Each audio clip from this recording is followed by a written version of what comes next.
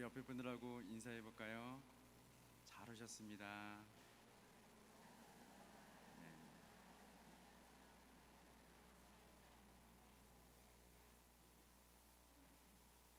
제가 규칙을 하나 전해 드리겠습니다. 서로 인사할 때는요, 규칙이 있어요. 집에다 가스불을 올려놓은 것처럼 인상을 굳게 하지 마시고 활짝 웃으면서 아이고 어머나 얼마나 잘 오셨어요, 이렇게 인사하는 겁니다. 자, 다시 한번 인사하겠습니다. 잘 오셨습니다.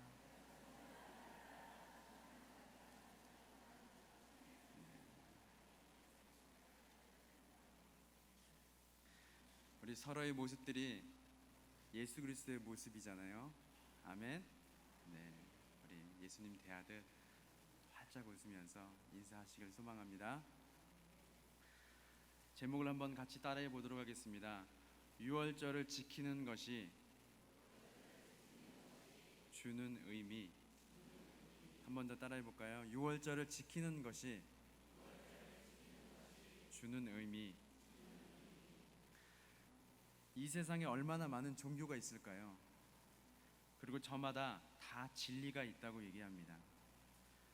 종교 다원주의자들이 있습니다. 이 사람들은 성경을 절대 무오한 진리로 믿고 있는 사람들을 굉장히 배타적이며 제한적인 사람들이라고 비판하고 있습니다. 종교 다원주의는 쉽게 말하면 이렇습니다. 모든 종교에 다 구원이 있다는 것입니다. 모든 종교마다 다 진리가 있다고 여기는 사람들입니다. 심지어 어떤 사람들은 길은 하나인데 진리는 하나이지만 그 길을 가는 방법들은 다 다르다고 말하는 사람도 있습니다. 그래서 이런 사람들은요, 오직 예수 그리스도만이, 오직 하나님만이 유일한 우리의 구원자이십니다, 구원의 길이십니다 라고 말하는 사람들을 너희는 왜 세상과 벽을 쌓고 사느냐 라고 얘기하곤 합니다. 그런데 성경을 절대 무오한 진리로 인정하고 고백하는 사람들은요, 때론 많은 사람들이 왜 기독교인들은 배타적이고 제한적인가, 왜 다른 종교를 수용하지 못하는가 라는 답변에 이렇다 할 구체적으로 설명할 길이 별로 없습니다. 왜냐하면 성경에서는요, 하나님께서 오직 너희를 구원할 자는 유일한 여호와 신이라 라고 말씀하셨기 때문입니다. 신명기 6장 말씀을 한번 보도록 하겠습니다. 이스라엘아 들으라, 우리 하나님 여호와는 오직 유일한 여호와시니. 우리 함께 5절 읽겠습니다. 너는 마음을 다하고 뜻을 다하고 힘을 다하여 내 하나님 여호와를 사랑하라. 아멘. 성경에서는 하나님에 대해서 오직 유일한 여호와 신이라 라고 말씀하시기 때문에 우리는 이런 비판적인 사람들에 대해서 뭐라고 설명할 길이 달리 없습니다. 말씀대로 말씀하시면 됩니다. 오늘 본문 말씀에 하나님께서 유월절을 기념하여 대대로 영원한 규례로 지키라고 말씀하십니다. 사실 유대인들에게 있어서 오늘날까지 유월절은 대단히 큰 명절 중에 하나입니다. 신약 성경에서도 예수님께서 잡히시던 그 즈음에 온 나라에 있는 모든 백성들이 다 예루살렘으로 모이게 됩니다.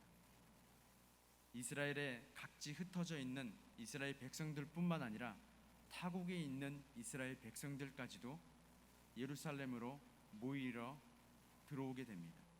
바로 이 유월절을 지키기 위해서이죠. 이들이 유월절을 기념하여 지키는 이유는 성경에서 하나님께서 명령하신 것과 같이 대대로 지키라는 것과 하나님께서 이스라엘을 택하시고 그들의 구원자 되심을 기억하는 날이기 때문입니다. 그리고 그 유월절이 오늘 읽은 본문으로부터 시작이 되는 것이죠. 이 사건으로 말미암아 이스라엘 백성들은 억압받던 애굽의 압제에서 벗어나 하나님의 택하신 백성으로서의 삶을 살기 시작합니다. 하나님의 구원하심을 경험하게 되는 것이죠. 신약 시대 때부터 오늘날에 이르기까지 우리에게 유월절은 어쩌면 이스라엘 백성들보다 더 큰 의미가 있을지도 모릅니다. 본래 하나님이셨던 하나님의 형상인 예수 그리스도께서 지극히 겸손한 모습으로 이 땅에 오셨고요. 이 땅에 오셨을 뿐만 아니라 십자가에 달려 돌아가시고, 그리고 우리에게 천국의 소망을 주시기 위해서 부활하시는 사실을 여러분들이 잘 아실 것입니다. 그리고 그 십자가의 사건과 아버지의 그 사랑을 인정하고 예수 그리스도를 나의 주인이라고 고백하는 사람, 시인하는 사람을 하나님께서 구원하시겠다는 열정과 결단이 있기 때문입니다. 그래서 이스라엘 백성들보다 오히려 오늘날 사는 우리에게 유월절이라는 이 절기는, 하나님을 섬기는 그 모든 예배들은 어쩌면 이스라엘 백성들보다 더 큰 의미가 있는 것입니다. 우리 히브리서 9장을 한번 말씀을 보겠습니다. 그리스도께서는 장래 좋은 일의 대제사장으로 오사 손으로 짓지 아니한 것 곧 이 창조에 속하지 아니한 더 크고 온전한 장막으로 말미암아 염소와 송아지의 피로 하지 아니하고 오직 자기의 피로 영원한 속죄를 이루사 단번에 성소에 들어가셨느니라. 염소와 황소의 피와 및 암송아지의 죄를 부정한 자에게 뿌려 그 육체를 정결하게 하여 거룩하게 하거든 하물며 영원하신 성령으로 말미암아 흠없는 자기를 하나님께 드린 그리스도의 피가 어찌 너희 양심을 죽은 행실에서 깨끗하게 하고 살아계신 하나님을 섬기게 하지 못하겠느냐. 15절 나같이 읽겠습니다. 이로 말미암아 그는 새 언약의 중보자시니 이는 첫 언약 때에 범한 죄에서 속량하려고 죽으사 부르심을 입은 자로 하여금 영원한 기업의 약속을 얻게 하려 하심이라. 아멘. 그래서 유월절은요, 이스라엘 백성에게 중요할 뿐만 아니라 우리에게도 역시 중요한 절기이기도 합니다. 저는 유월절이 유대인들의 유해신 사상이 유월절에서부터 시작되었다고 생각합니다.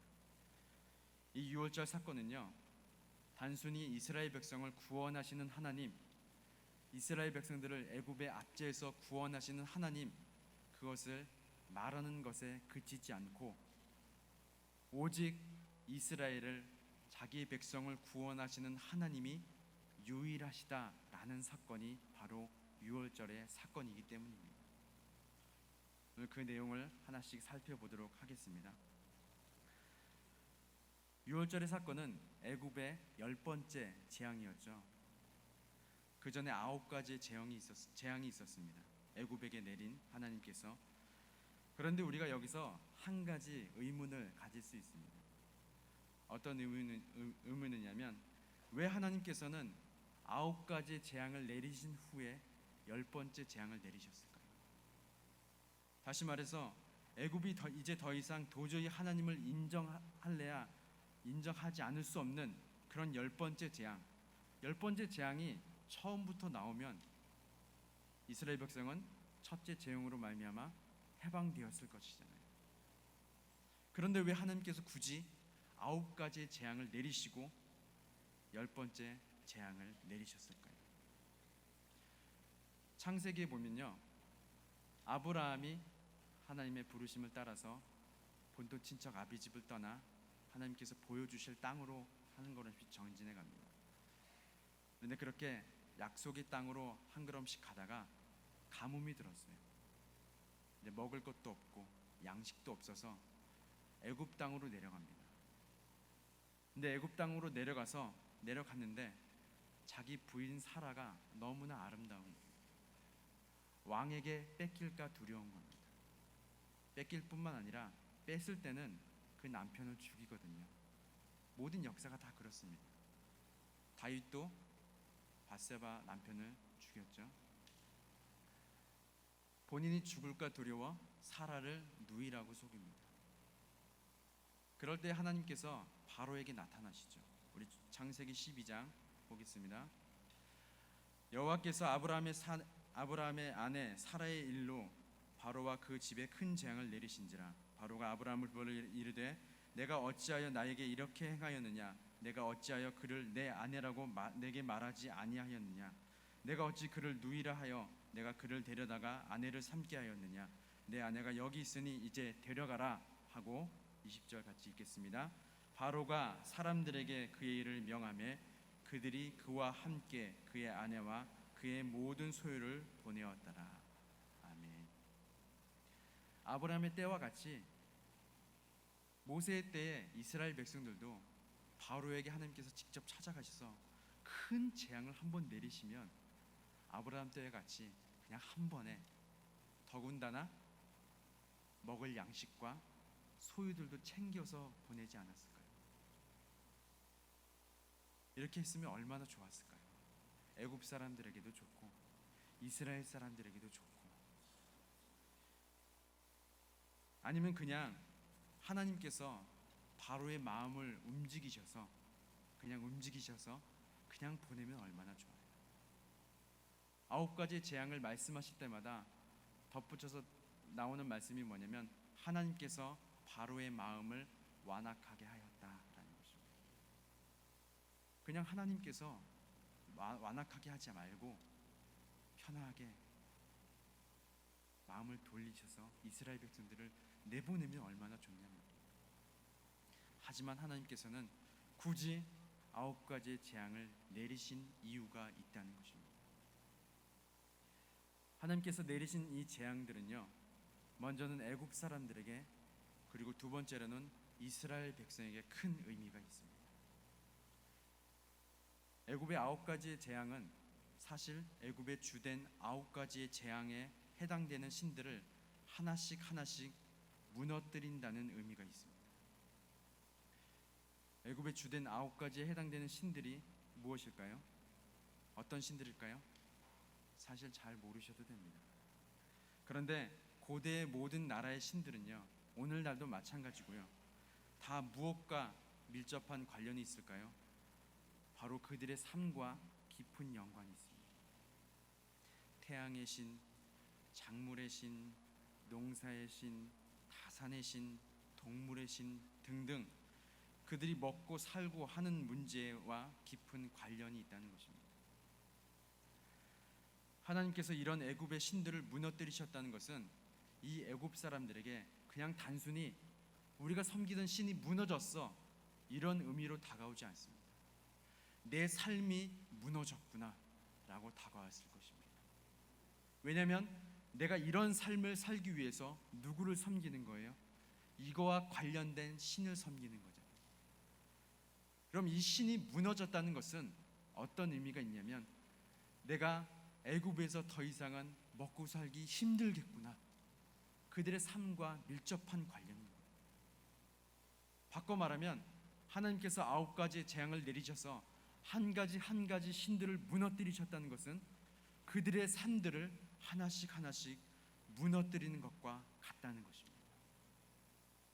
그리고 나서 10번째 재앙이 하나님께서 보이셨죠. 10번째 재앙이 뭐였죠? 장자의 재앙, 맏아들을 죽이는 재앙입니다. 맏아들을 죽였다는 것은 대를 끊었다는 의미와 같습니다.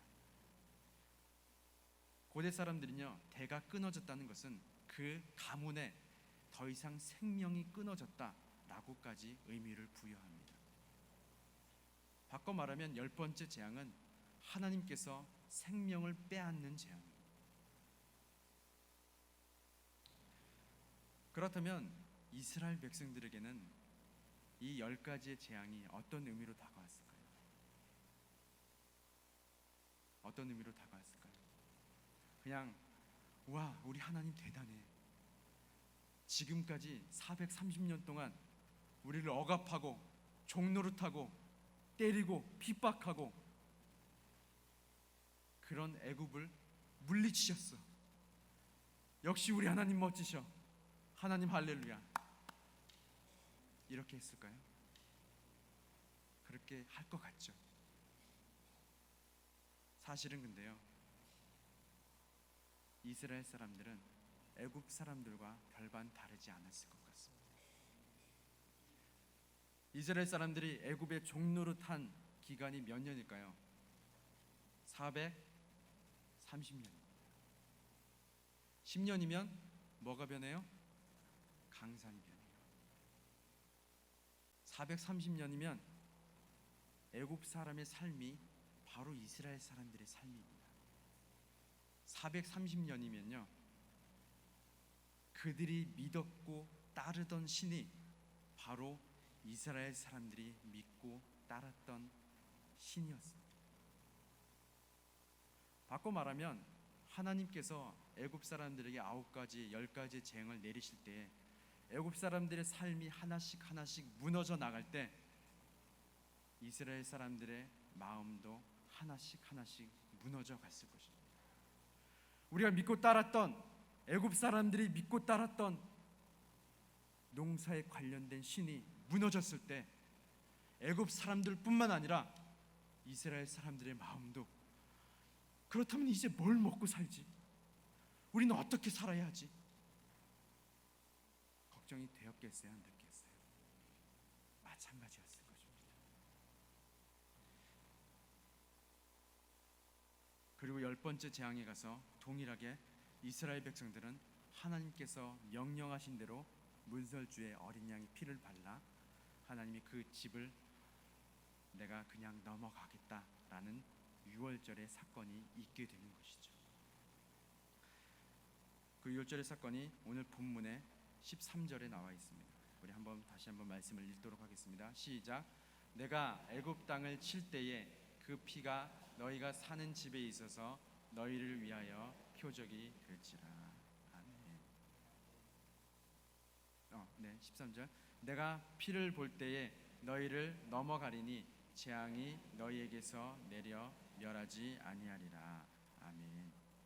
이스라엘 백성들은 하나님께서 넘어가심으로, 유월하심으로 말미암아 그 생명을 보존하게 된 것입니다. 장자의 대가 끊어지는 것은 그 가문의 생명들이 끝난 것이라고 말씀드렸잖아요. 반대로 이 유월절의 사건을 통하여서 애굽의 생명은 끊어졌지만 이스라엘의 생명은 보존하게 되는 그러한 사건이 일어나게 됩니다. 이것을 통하여서 단순히 하나님께서 이스라엘 백성들을 구원하셨다라는 것을 말할 뿐만 아니라 애굽의 하나의 신들을 다 멸하시면서 유일한 여호와이심을 알려주기 위하십니다. 여기서 이스라엘 백성들에게 굉장히 중요한 메시지를 주시는 것이죠. 각 재앙을 말씀하실 때마다 하나님은 이렇게 말씀하십니다. 너희가 내가 여호와인 줄 알리라. 너희가 내가 여호와인 줄을 알리라. 이스라엘 백성들에게 재앙 하나씩을 내리실 때마다 하나님은 그렇게 말씀하십니다. 출애굽기 7장 17절에 말씀하시고요, 출애굽기 8장 10절에도 말씀하시고, 출애굽기 8장 19절, 22절, 9장 5절, 14절에도 내가 여호와인 줄을 알리라. 계속해서 반복해서 말씀하시는 것을 보게 됩니다. 10장 2절을 한번 함께 보도록 하겠습니다. 시작. 내가 내게 애굽에서 행한 일들 곧 내가 그들 가운데에서 행한 표징을 내 아들과 내 자손을 위해 전하기 위함이라. 너희는 내가 여호와인 줄 알리라. 그리고 오늘 본문에서 또 이렇게 말씀하십니다. 12절입니다. 내가 그 밤에 애굽 땅에 두루 다니며 사람이나 짐승을 막론하고 애굽 땅에 있는 모든 처음 난 것을 다 치고 애굽의 모든 신을 내가 심판하리라. 나는 여호와라. 나는 누구라고요? 여호와라. 내가 이 하나하나의 재앙을 내릴 때마다 한 신들을 무너뜨릴 때마다 너희가 분명히 알 것은 너를 구원하실 여호와는 오직 나 하나뿐이다. 그것을 너희가 알아야 할 것이다 라고 말씀하신다는 것입니다.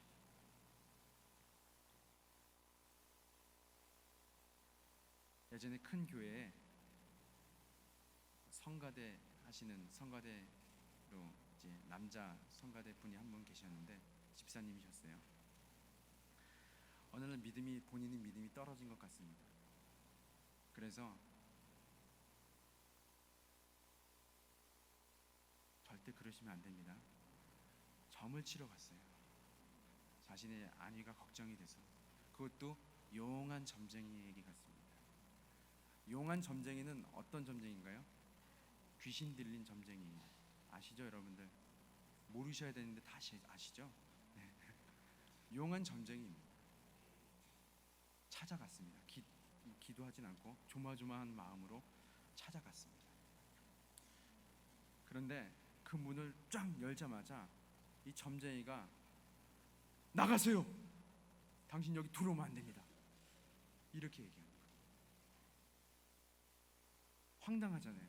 자, 본인 나는 점을 치러 왔는데 나가라고 하니까 뭐 이 사람은 장사를 하려는 건지 말라는 건지 그렇잖아요. 또 점을 치는 사람이 돈이 꽤 됩니까? 그렇죠? 돈을 많이 가져갔을 거잖아요. 그런데 이 점쟁이가 하는 말이 너무 놀랐다.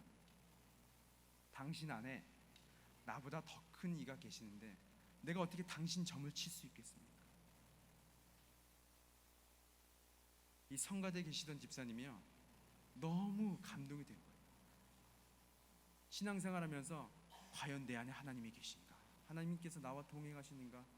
계속 의문이 들고 넘어지기도 하고 결국에 점까지 치러 왔는데 이 점쟁이를 통하여서 자기 신앙을 발견합니다. 그리고 그것을 성가대에 간증했어요.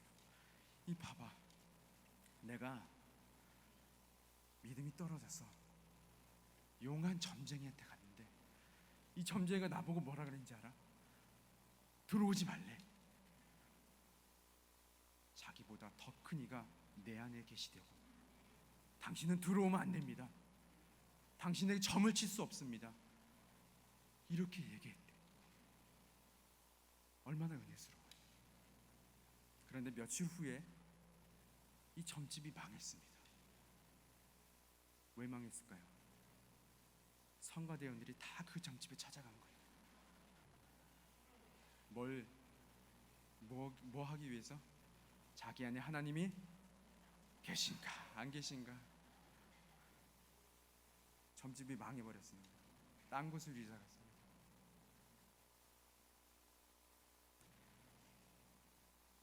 절대 그러시면 안 됩니다. 믿음 시험하시려고 절대로 가시면 안 됩니다. 오시려면 저한테 오십시오. 담임 목사님께 가십시오. 저에게 믿음이 있는가 없는가 좀 검증해 주세요. 찾아오십시오. 용한 점쟁이에게 찾아가지 마시고. 오직 우리를 구원하실 분은 여호와 하나님밖에 없습니다. 여러분 안에 하나님께서 계심을 잊지 마시길 바랍니다. 그래서 유월절을 지키는 것이 어떤 의미가 있느냐면요, 앞으로 너희는 택한 백성으로서의 삶을 살아갈 거야. 이제 애굽에서 나와서 광야의 길을 걷게 되고 그 광야에서 먹을 것도 없을 수도 있고 잘 곳도 없을 수도 있고 너희가 원하는 것, 누리며 살아왔던 것 아예 없는 곳이 광야잖아요. 그곳에서 무엇을 의지하며 살래? 너희가 애굽에서 있었던 9가지의 너희가 필요했던 것, 그 신들을 여전히 구하며 살래? 아니면 아무것도 없는 그 광야에서 나 하나님 여호와만 구하며 살래? 이것이 바로 유월절에 이스라엘 사람들에게 하나님께서 말씀하시는 겁니다. 그래서 유대인들이 유월절을 지킬 때마다 어떤 마음으로 지킬까요? 그리고 오늘날 우리는 어떻게 우리의 예배들을 지켜야 할까요? 그렇다면 우리의 삶이 이때 이스라엘 사람과 다를까요? 우리가 살아가면서 우리에게 필요한 것들, 우리에게 소중한 것들, 없어서는 안 될 것들이 어느새부터인가 하나님보다 높아져 있진 않나요? 어느새부터인가 다른 신이 되어버린 건 아닙니까? 그래서 히브리서 기자는요, 우리를 핏값으로 구원하신 유월절의 어린 양이 되신 예수 그리스도를 제발 좀 생각하면서 삽시다. 이렇게 얘기하고 있습니다. 히브리서 3장 1절을 다 같이 보도록 하겠습니다. 시작.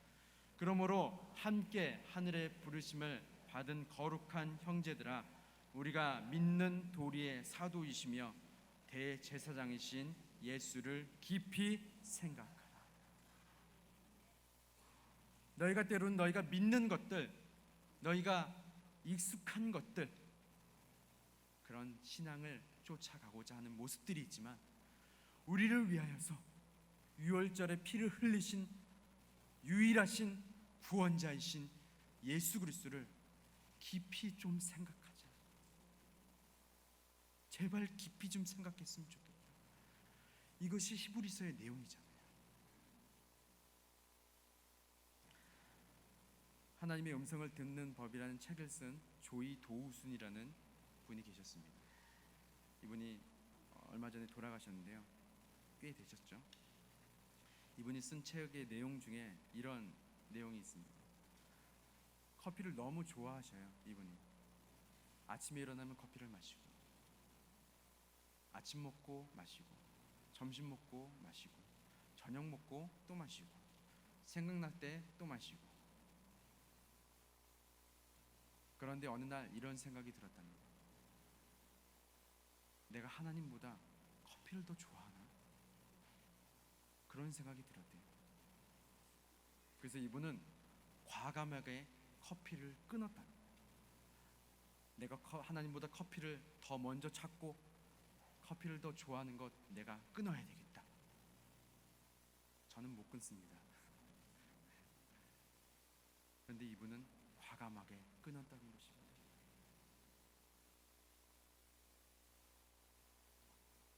우리가 주의를 지키고 때마다 절기를 지키는 주된 이유가 무엇인가요? 새벽에 나와서 기도로 하루를 시작하고 매 예배 때마다 나와서 예배를 드리는 주된 이유가 무엇일까요? 그저 내가 하나님 앞에 나와서 치성을 드리고 주의를 빠지지 않으면 내 삶이 더 윤택해지고 내 자녀가 잘 되고 내 사업이 잘 되고 내 직장이 잘 되는 그런 것 때문에 예배를 드리시나요? 아니면 예배를 빠지면 혹시 하나님으로부터 벌을 받을까? 내가 죽을까 봐 병들고 하나님을 혹여라도 안 섬기면 그럴까 봐 예배에 나오십니까? 우리가 예배에 나오는 이유는요, 오직 여호와 하나님만이, 오직 예수 그리스도만이 우리의 유일한 구원자가 되심을 선포하고 우리를 구원하심에 감사드리고 앞으로도 우리의 모든 삶을 책임지실 유일하신 여호와 하나님이심을 우리가 말씀을 통하여서 또 찬양을 통하여서 기억하고 되새기고 결단하기 위해서 우리는 다 예배에 나온 줄로 압니다. 그래서 저는 가끔씩 헌금 기도를 할 때 이렇게 기도합니다. 하나님, 이 세상에서 하나님보다 소중한 것이 없음을 이 헌금을 통하여서 드리오니 기뻐 받아 주옵소서. 사실 헌금을 드리는 이유가 여러 가지 있겠지만 저는 주된 이유가 이거라고 생각합니다. 그래서 마태복음 6장 24절에 예수님께서 이렇게 말씀하시죠. 한 사람이 두 주인을 섬기지 못할 것이니 혹 이를 미워하고 저를 사랑하거나 혹 이를 중히 여기고 저를 경히 여김이라. 너희가 하나님과 재물을 겸하여 섬기지 못하느니라. 그래서 31절에 그러므로 염려하여 이르기를 무엇을 먹을까 무엇을 마실까 무엇을 입을까 하지 말라. 이는 다 이방인들이 구하는 것이라. 너희 하늘 아버지께서 이 모든 것이 너희에게 있어야 할 줄을 아시느니라. 33절 같이 읽겠습니다. 그런즉 너희는 먼저 그의 나라와 그의 의를 구하라. 그리하면 이 모든 것을 너희에게 더하시리라. 아멘.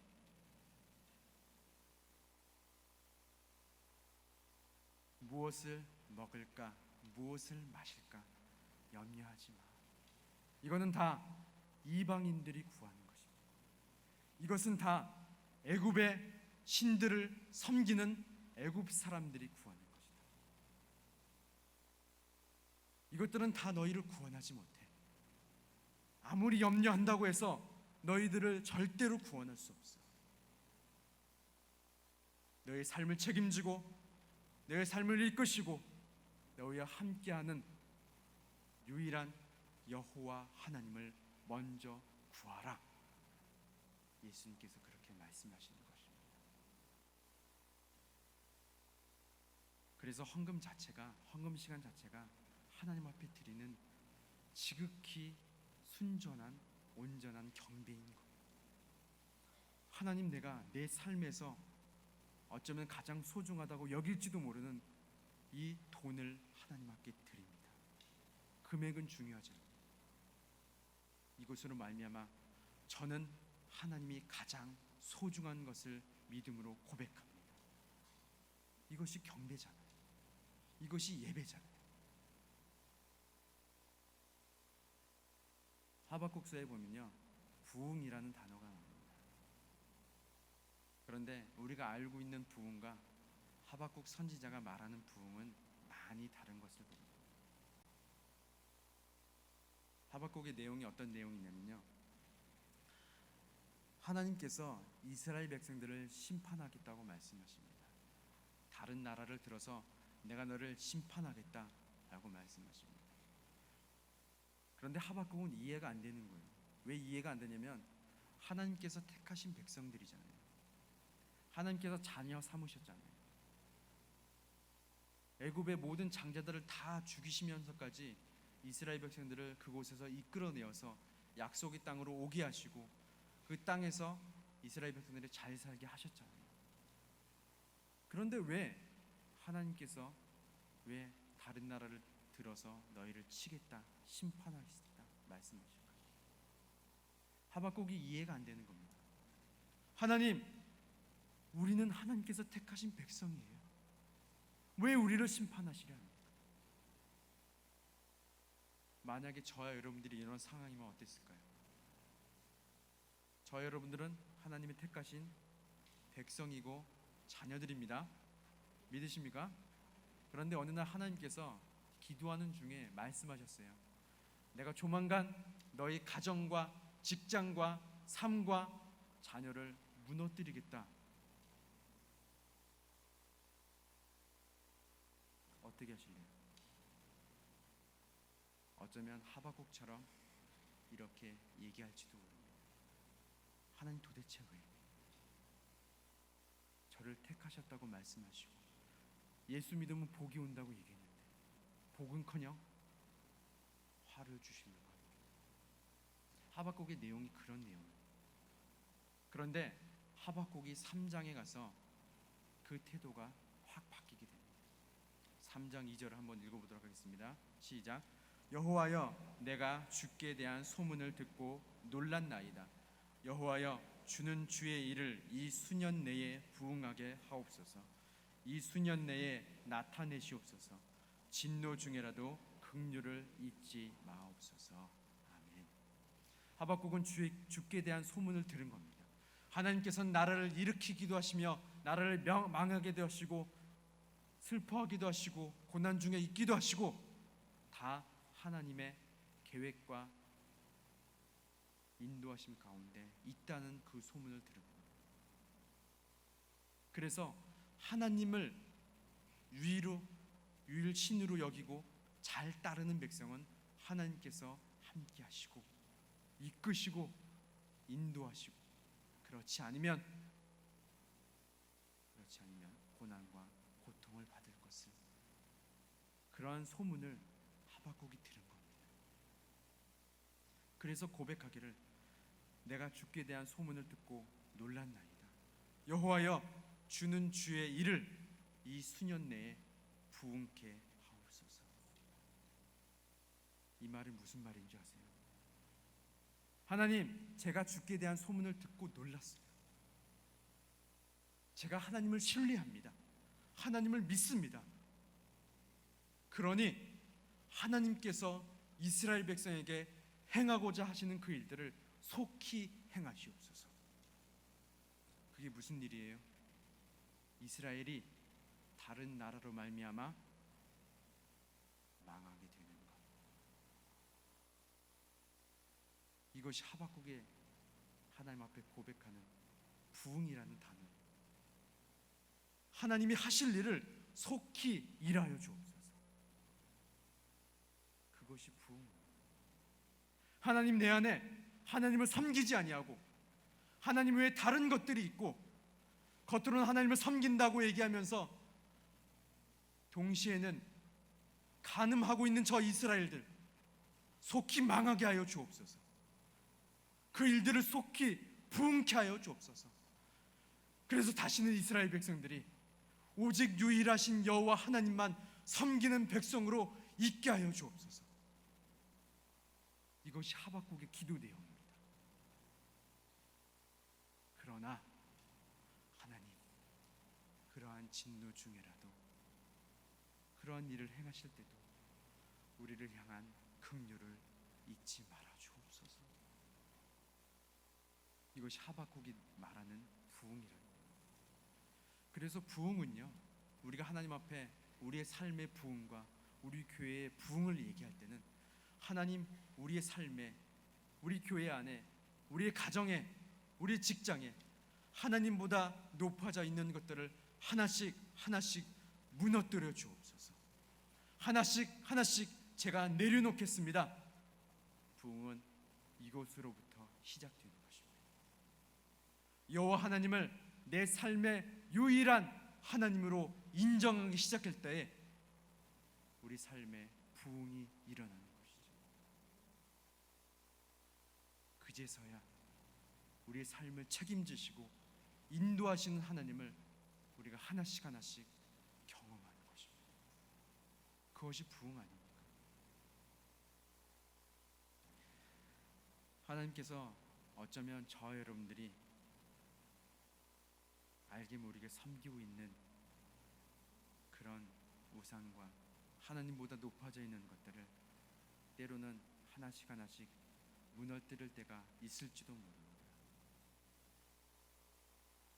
그럴 때에 좌절하지 마시고 하나님, 내가 하나님만 섬기기를 하나님은 원하시는 거군요. 하나님, 내가 하나님만 의지하기를 제가 원하시는 거군요. 하나님이 광야 같은 세상에서 애굽에는 먹을 것도 많고 풍족한 것도 많고 걱정도 없고 근심도 없고 그냥 다만 종살이를 할 뿐이었지만 이 광야 같은 세상에서는 내 삶이 때로는 광야 같은 세상일지라도 제가 하나님만 섬기기를 하나님은 원하시는 거군요. 그렇게 알고 고백하시는 우리 모두가 되시길 소망합니다. 이 세상에 많은 사람들이 개신교, 특히 성경을 절대 무오한 하나님의 진리로 받아들이는 사람을 배타적으로 여깁니다. 너희는 왜 세상과 벽을 쌓고 사느냐라고 얘기합니다. 하지만 우리는요, 어쩔 수 없습니다. 왜냐하면 하나님께서 그렇게 말씀하셨고 그것이 사실이기 때문입니다. 성경에서 살아계신 하나님이라는 문구를 자주 보셨을 것입니다. 우리가 쉽게 넘길 수 있는 문구지만 살아계신 하나님이라는 말은요, 반대로 죽어있는 우상이 있다는 얘기입니다. 살아계신 하나님 외에는 우리의 삶에, 우리가 영원히 삶을 살아가는데 아무런 영향력이 없음을 기억하시길 바랍니다. 그래서 예레미야에서는 이렇게 얘기합니다. 사람마다 어리석고 무식하도다. 은장이마다 자기의 족각한 신상으로 말미암아 수치를 당하나니 이는 그가 부어 만든 우상은 거짓 것이요 그 속에 생기가 없습니다. 우리 10절을 같이 한번 읽도록 하겠습니다. 오직 여호와는 참 하나님이시요 살아계신 하나님이시요 영원한 왕이시라. 그 진노하심에 땅이 진동한 그 분노하심을 이방에 능히 나타내지 못하리라. 아멘. 살아계신 하나님을 믿고 의지하시는 여러분들 되시길 소망합니다. 우리의 모든 삶은 오직 유일하시고 살아계신 하나님만이 구원이 되십니다. 피난처가 되십니다. 우리의 필요가 되십니다. 그분만이 우리의 구원자이십니다. 그분만이 우리의 모든 삶을 책임지시는 분이십니다. 그래서 유대인들은 유월절을 가장 큰 명절로 지키고 있을지 모릅니다. 그래서 우리는 주일을 지켜야 하는 것이고 예배를 지켜야 하는 것이고 매일의 삶 가운데 말씀을 통하여서 하나님을 만나야 하는 것입니다. 저 여러분들의 삶은 하나님께 있습니다. 유일하십니다. 그분만이 내 삶의 전부이십니다. 그렇게 고백하는 우리 모두가 되시기를 예수님의 이름으로 소망합니다. 소망합니다. 소망합니다.